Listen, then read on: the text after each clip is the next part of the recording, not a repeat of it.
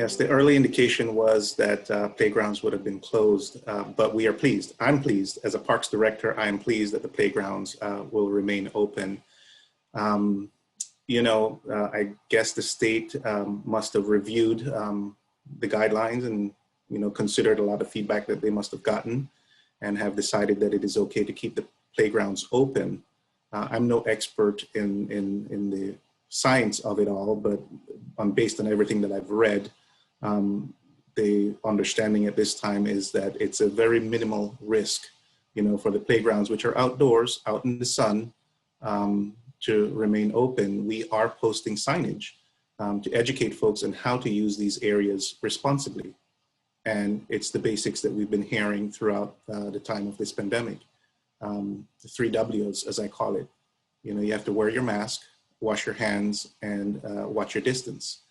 We have placed little stickers on the playgrounds to help people and children understand what that 6-foot distance is, and we've placed signage on the playgrounds so that people can use it responsibly. So from a parks perspective, we understand the tremendous need, especially during this time when people are, cooped up. There's not a whole lot that they can do. The need for those spaces like playgrounds and other open spaces to be available to the community. So yes, I am pleased that that is the guidance that we have received during this latest iteration of the modifications.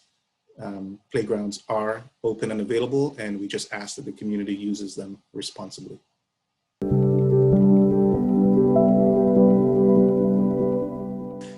With the ever-changing environment, it's very dynamic. It's been challenging, but we've been maintaining our open spaces, outdoor recreation spaces.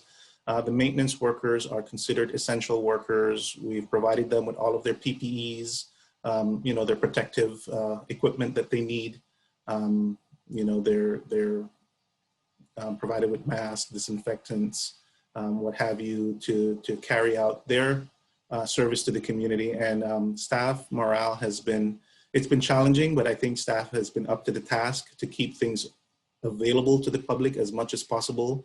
Restrooms, facilities have been open. We've been cleaning those dailies. We've tried to keep them stocked with disinfectants.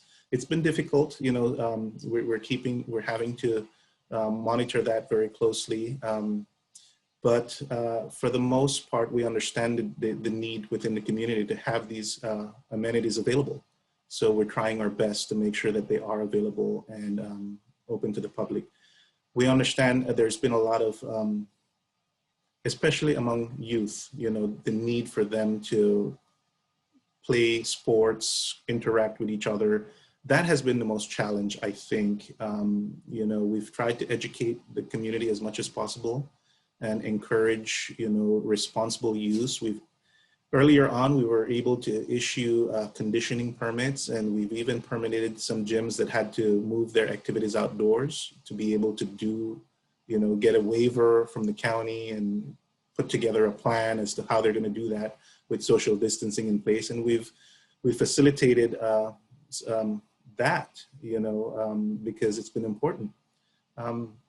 But the environment is dynamic. Every now and then we get an update that we have to go through and make sure that we know what the guidelines are so that we can educate the community and make sure that we're doing our part to try to bend the curve, so to speak.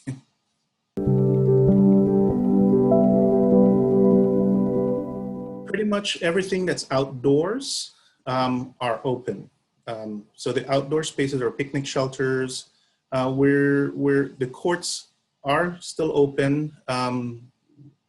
We're in constant communication and dialogue to figure out, okay, will those remain open? As of now, they are. You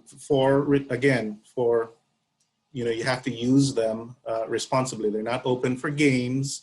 They're limited in terms of what you can do. You're supposed to avoid grouping, so don't be in groups that include members of other households.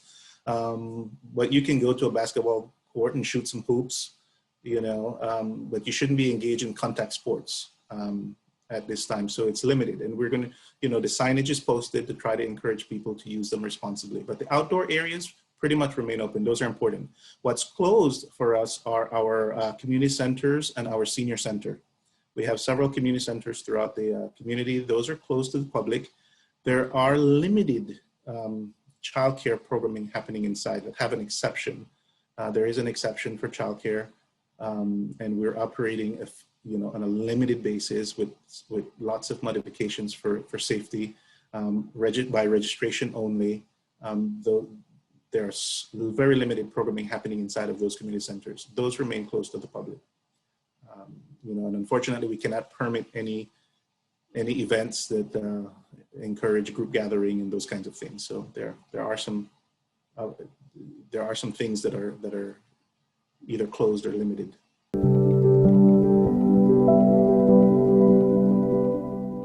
Yeah, you're right. Unfortunately, we cannot prevent that from happening 100%. Park maintenance workers will generally not engage on the enforcement aspect of things. That would be beyond what they're there for and what they're trained to do.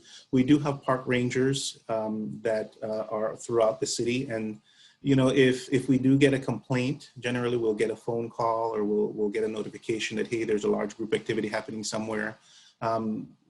We may send a park ranger out to engage with that group and to educate them and to ask them to stop engaging in that behavior.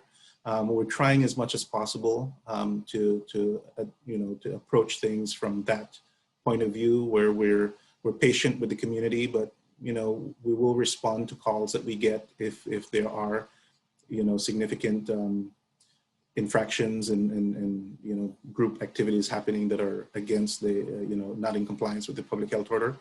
They may get attention from a park ranger that will try to educate them and gain compliance, by telling them what the rules are.